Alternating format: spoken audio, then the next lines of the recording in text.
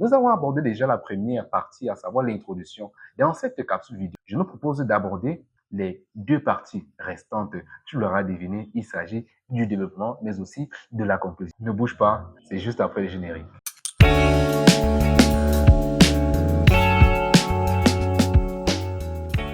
Le commentaire de texte philosophique, nous l'avons dit, c'est un exercice de réflexion sur le texte avant tout, différent bien sûr d'un commentaire littéraire. La particularité est justement qu'il repose sur trois principales tâches, à savoir clarifier, réfuter et réinterpréter un texte. Le commentaire, nous l'avons dit, et je pense que nous nous en souvenons très bien, à trois parties. L'introduction qui a déjà été abordée dans la première partie de cette vidéo. Si tu ne l'as pas encore regardé, je te suggère de le faire rapidement. C'est sur cette chaîne. Ensuite, nous avons également le développement et la conclusion, chose que nous voyons actuellement. Commençons par le développement qui comporte trois parties, à savoir l'explication analytique, ensuite la réfutation, sans oublier la réinterprétation. Alors, qu'est-ce que c'est que l'explication analytique? Expliquer de manière analytique un texte, c'est ressortir l'idée centrale et les arguments utilisés par l'auteur pour soutenir sa thèse. Le candidat sera donc appelé ici à noter le thème du texte, le problème philosophique qu'il pose et la thèse de l'auteur au brouillon. Ensuite, l'élève doit développer cette thèse en y ajoutant des idées secondaires issues du texte à commenter pour une explication analytique. Ce qu'on comprend ici, c'est que dans une explication analytique, il est important de respecter vraiment la notion que nous appelons la notion de paragraphe argumentatif. Lorsqu'on parle de paragraphe argumentatif ici, il s'agit de présenter premièrement l'idée, parce que nous le savons, un texte a plusieurs idées secondaires que l'auteur véhicule pour démontrer son point de vue, pour soutenir sa thèse. Il est donc question de présenter, de dénicher ces idées-là et bien sûr présenter des arguments qui renforcent ces idées. Et cela se fait bien sûr dans l'explication analytique. Pour ce faire, il y a des précautions que le candidat, l'élève en classe de seconde, première ou même terminale littéraire doit prendre en compte. D'abord, l'apprenant prendra donc quelques précautions, notamment la récitation de tout ce qu'il sait sur l'auteur. Un tel procédé amène l'apprenant à sortir du texte pour aller discourir inutilement ce qui l'égare. Nous avons précisé lorsqu'on parlait de l'introduction ici, le texte à commenter est sous les yeux. Il n'est donc pas question pour l'élève, pour le candidat, de réciter les connaissances qu'on aurait sur l'auteur. On doit rester uniquement dans les informations présentées dans le texte. Il faut également éviter la paraphrase. Il s'agit justement de recopier simplement ce que l'auteur dit. C'est vrai, des citations sont attendues, mais des citations de manière, je dirais, intelligente. Il s'agit ici de prendre quelques concepts clés pour illustrer les arguments que nous présentons ou alors des phrases vraiment très brèves. Mais il n'est pas question de copier 2 à 3 lignes, c'est beaucoup trop.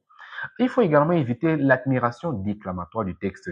Il s'agit ici d'éviter des expressions comme le célébrissime auteur Marcion Toa affirme ou alors l'international philosophe Ebenezer Njomole dit ceci.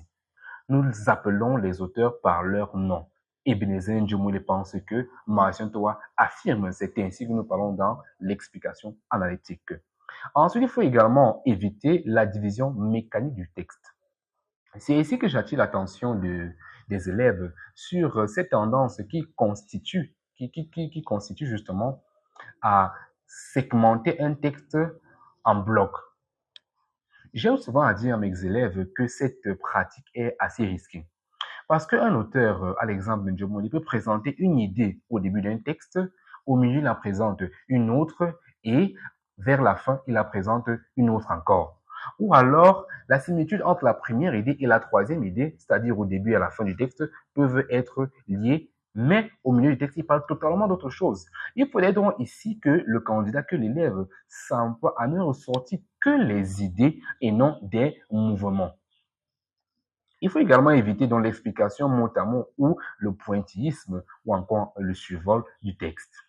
Il faut donc comprendre le texte, expliquer la compréhension du texte, non pas mot à mot, mais la compréhension générale. Maintenant que c'est achevé avec l'explication analytique, nous passons maintenant à l'autre articulation du développement, à savoir la réfutation du texte. La réfutation du texte, c'est le deuxième moment du développement dans le commentaire philosophique du texte. La philosophie étant dialectique, c'est-à-dire axée sur la discussion et la confrontation des idées, la réfutation intervient comme l'occasion de discuter mieux, de remettre en question la pertinence de la thèse de l'auteur en la confrontant à la critique qui peut se faire de deux manières. Effectivement, lorsqu'on parle de réfutation, on peut avoir une réfutation interne, on peut également avoir une réfutation externe. Nous expliquons cela tout de suite. Parler de réfutation interne ici, c'est relever les incohérences contenues dans le texte de l'auteur. L'apprenant pourrait par exemple se servir de ses cours de logique pour démontrer l'incohérence au niveau du type de raisonnement employé par l'auteur. Par exemple, à ce niveau, on peut par exemple noter ce qu'on pourrait appeler le raisonnement qui consiste à présenter premièrement l'idée qu'on aimerait remettre en question pour ensuite présenter la véritable pensée de l'auteur. Nous retrouvons généralement ce procédé chez Marcel Toit et même également chez Bézin Diomoulé. C'est ici donc qu'il faut absolument que le candidat soit extrêmement vigilant pour se rendre compte d'un tel procédé.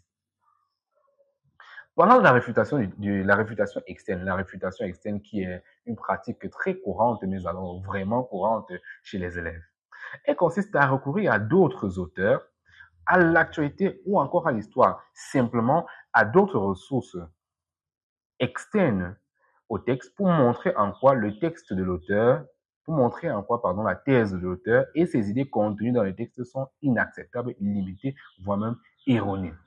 Il est question ici notamment de faire que nous avons l'habitude de faire au niveau de l'antithèse dans les sujets de dissertation, c'est-à-dire utiliser des auteurs qui ont des pensées contradictoires, contraires à celles avancées par l'auteur. Cela dit, nous passons à la dernière partie du développement du commentaire de texte philosophique, à savoir la réinterprétation du texte. Réinterpréter un texte, c'est le réhabiliter, c'est-à-dire redonner sa valeur ou son importance. En effet, après réfutation, on a tendance à penser qu'un texte peut être dénué de pertinence. La réinterprétation apparaît comme le moment pour reconnaître la richesse du texte. Simplement, la réinterprétation du texte vient approfondir la réflexion en dépassant les objections. Pour y arriver, on attend de l'apprenant ici qu'il s'interroge sur la moralité du texte, sur l'actualité, sur son originalité, sur les informations qu'il apporte sur le plan épistémologique, c'est-à-dire sur le plan de la connaissance, ou alors sur le plan historique. Qu'est-ce que le texte nous enseigne sur l'histoire en général? On comprend donc ici que réinterpréter un texte, c'est présenter la pertinence qui reste et demeure en dépit de la réfutation, en dépit de la critique. En somme, la réinterprétation montre qu'aucun texte n'est dénué de toute valeur, expliquant ainsi qu'un texte est toujours riche, est toujours pertinent, est toujours intéressant. Maintenant que c'est fait, nous avons achevé avec le développement. Nous passons à la troisième articulation, la troisième partie du commentaire de texte philosophique, à savoir la conclusion.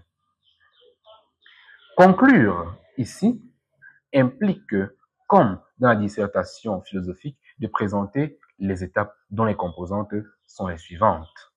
Nous avons premièrement le rappel du problème philosophique, ensuite le rappel en guise de bilan de la façon dont l'auteur a soutenu sa thèse et de la réfutation qui lui a été adressée, sans oublier enfin le rappel de l'intérêt philosophique et bien aussi de la valeur du texte.